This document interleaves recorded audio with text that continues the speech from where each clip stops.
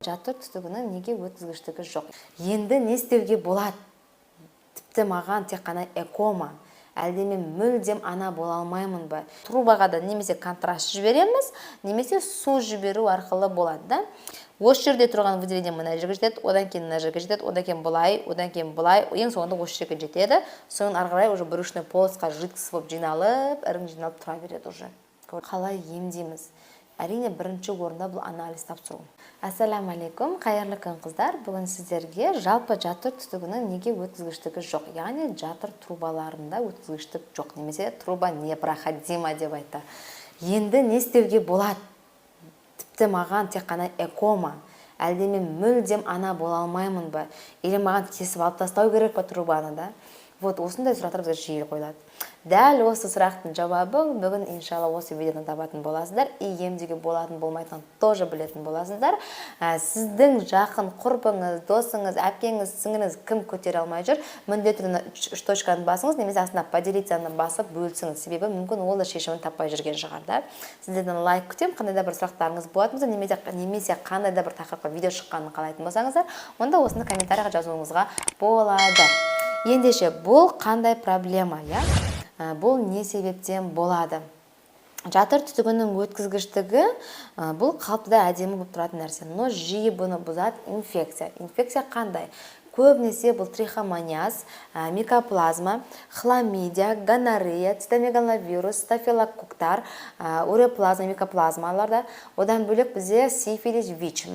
Осында бір қандай да бір инфекция. Инфекция бізде жасырын түрі болады, жасырын кезең, яғни одан ешқандай айқын бейне таппайсыз, бірақ ол жерде сізде инфекция жатады, соны білмейсіз. Оны тек қана операция ашып көрдіңіз, ойбай деп көруіңізге болады да, қалған уақытта оны көре алмауыңыз мүмкін. Ал екінші себебі бұл өткізгіштің бұзылысы, көбінесе жаңағыдай спайка былай тұрған кезде бізге су жібереді, ал жидкость сол дұрыс бармайды, потому что спайка жабысып тұрады, есеге труба непроходима деп беруі мүмкін. Үшінші себебі бізде бұл жерге істейді, көбінесе либо жидкость жібереді, немесе контраст жібереді. Соны мөлшері болады өзінің, осынша миллиметр, 5 миллиметр деген сияқты. Соны жіберуге қорқып дұрыс жібермесе, оны сет су үстіп кетті, мына жерге дейін келтір, ара кеме қалуы мүмкін. Себебі көп жіберген жоқ қой, азақ жіберді ғой. Ал кішкене көп жіберсе, былай аш жіберуі мүмкін да. Вот осындай нәрсе болғандықтан дұрыс көрмегеннің әсерінен труба непроходима деуі мүмкін. Сондықтан бізде көп айтады, маған негізі труба непроходима деп айтқан, потом мен емделіп көтердім, бірақ көтеріп кеттім. Знаешь, менде труба проходима ғой, я? Дейді. Ну да, конечно. Знаешь, сіздің трубаң өткізгіштігі болған, просто дұрыс тексермеген, немесе ем нәтижелі болды деген сөз да. Бұл қандай нәрсе? Вот салафанды алайық, я? Салафанды алып, суға салайық, сосын бүйтіп сырғытып, сығып алайық. Ал енді сол салафанды былайна итер-битіп ашуға бола ма салафанды? Ашамайсың, мына жағын ашып атсаң, мына жағы жабысады, мына жағын ашсаң, мына жағы жабысады, әйтеуір никак не сможешь. Қалай оны аша аламыз? Либо оның басын аламыз, үрлейміз, үрлеген кезде салафандар ашырайды. Немесе оған су толтырамыз, су толтырғаннан кейін ол кезде ашылады, Дәл солай, мына трубаға да немесе контраст жібереміз, немесе су жіберу арқылы болады да. Бұл жер очақ құруы мүмкін. Яғни очақ деген не? Инфекция өзінше үй соғып алуы мүмкін. Ол себебі басында сіз жүресіз, қанша выделение болады, жүре бересіз, ой, эрозия, білмеймін, емделу керек, ертең барам, ары күн барам, той шығып қалды, анда отырысымыз бар, ақша болмайды, тұтынсыздым, әйтеуір емделмей жүресіз. Осы жерде тұрған выделение мына жерге жетеді, одан кейін мына жерге жетеді, одан кейін бұлай, ең соңында осы жерге жетеді. Соның ары қарай уже брюшный полосқа жидкость болып жиналып, ірің жиналып тұра береді уже. Көрдіңіз ба, қалай бұл нәрсе жүреді да? Енді бұл процесс кезінде, яғни инфекция қандай выделение мазалады ма, біз ең бірінші орында бірден емделу керекпіз. И особенно кімде бір рет трубная беременность болды, яғни жатырдан тыс жүктілік болды, оның трубасын либо алып тастады, либо басқа нәрсе, олар міндетті түрде бірінші орында емделу керек. Неге? Тем более жалғыз трубамен көтеру қиындау болып кетуі мүмкін. Түсінікті ма?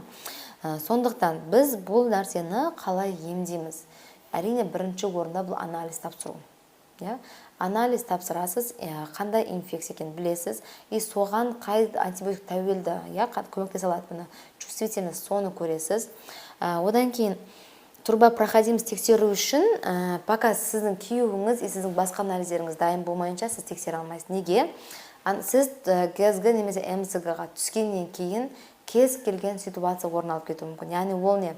Труба мына жерге жаңағы очақтың жанында тұрып, су немесе сіздің контрастыңыз жиналып, жарылып кетуі мүмкін.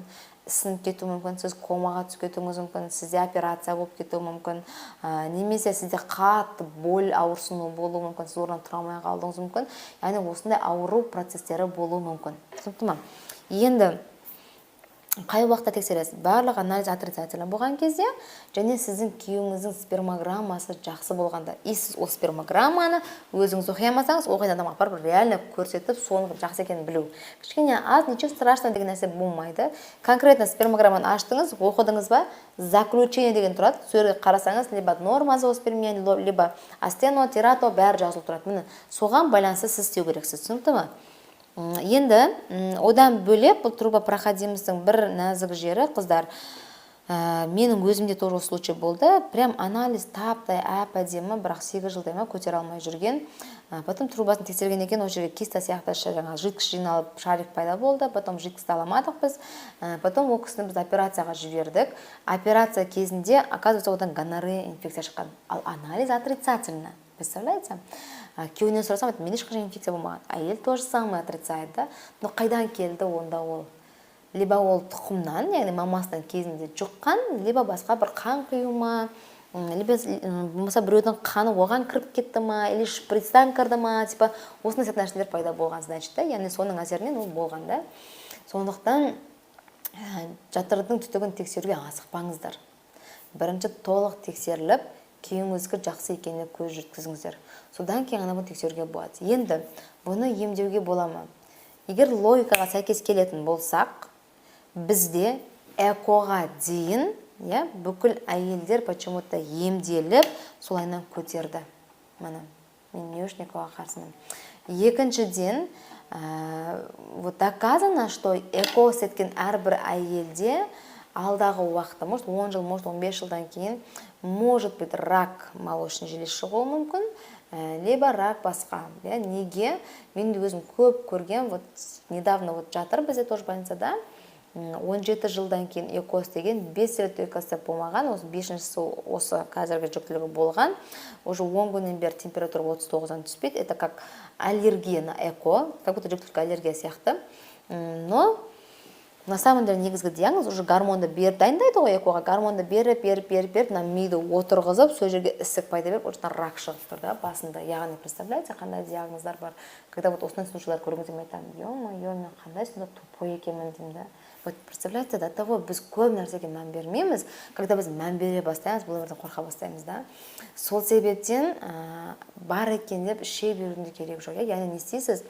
Әр адам өзінің денсаулығына өзі жауапты. Міне. То же самое мынағанда. Рисковать етіп, мен күйеуім бәрі тексермейді, бара салайыншы, көре салайыншы дегеннен пайда жоқ.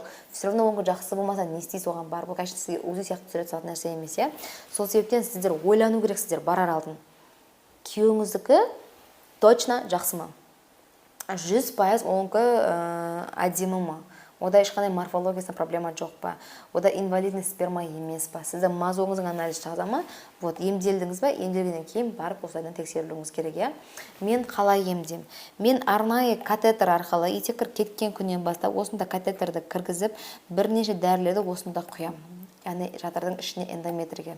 Сол құйылған дәрі бізде жүру арқылы налардың ішіндегі инфекцияға кіріп, осыларды емдеп шығады. Неге мен жаңа айтындаған су кіреді? Сол дәрі кірген кезде су, ол дәрі, антибиотикмен де спайкаға қарсы бәрі осының ішіне кіріп, соны емдеуге көмектеседі. Бұл процедурамен 5 күн жүргіземін. Максималды 10 күннен жүргізуге болады. 5 күн өте ауыр, сізде қатты толғақ сәт ауырсыну болуы мүмкін. Но обезболивающиймен жиі істелінеді, осылайынан келу керек боласа, трубопроходимост деп көруге.